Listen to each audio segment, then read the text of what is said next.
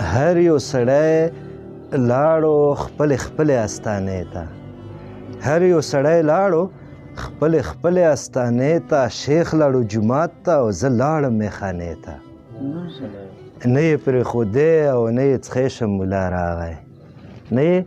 پرېښودی او نه یې څښی شم ملا راغی فکر یې اخیستی په خپل لاس کې پیمانې ته او تا په نصیحت راته شپه تېره کړه ناصحه تا په نصیحت راته شپه تېره کړه ناصحه